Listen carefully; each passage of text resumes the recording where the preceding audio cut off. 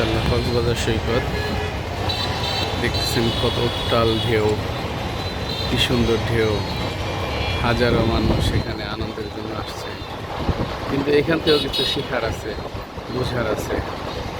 যদি আমরা এটা শিখতে চাই বা বুঝতে চাই, জানতে চাই, তাহলে সহজেই জানতে পারি, শিখতে পারি। কারণ দেখেন এত উত্তাল ঢেউ, এই ঢেউগুলো কোত্থেকে আসে? এই মালিকের হুকুম ছাড়া এই ঢেউগুলো আসতে পারে না।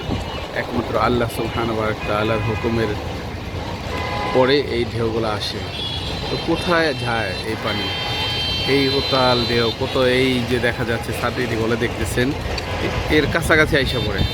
কিছুক্ষণ আগেই ছিল আরও কাছে, এখন কত দূরে চলে গেল। আবার কখন আসবে? আল্লাহর যখন হুকুম হবে আবার জোয়ার আসবে, আবার হবে।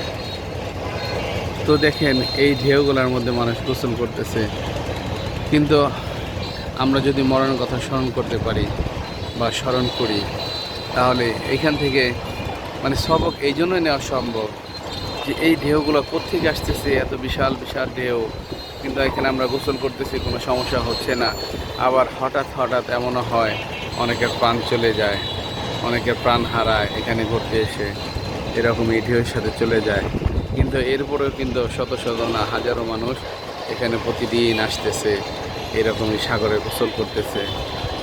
তো আসলে বলা হয়েছে যে এইখান থেকে এই জন্য শেখা দরকার যে এখানে আমরা যে আসতে পারলাম, দেখলাম যে এত সুন্দর দৃশ্যপট, নদীর বুকে, সাগরের বুকে এত ঢেউ। তো এই ঢেউ আল্লাহর হুকুম ছাড়া আসে না।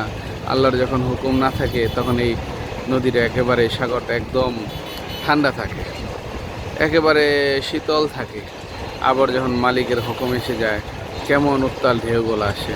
তো আমরা কেন বুঝতে পারি না যে আজকে আসি কালকে চলে যাব?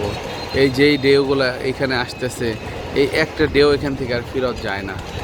তো ঠিক সেই রকম আমরা যে দুনিয়াতে আসছি, দুনিয়াতে যারা যাব, আর কখনো দুনিয়ার বুকে আর ফেরত আসবো না। তো এখান থেকে আমাদের কামাই আমাদের করে নেওয়া যাওয়াটাই জরুরি মুহূর্ত। আল্লাহ তাআলা আমাদের সকলকে দিন বুঝে শুনে মানার, চলার তৌফিক দান করেন। আমিন।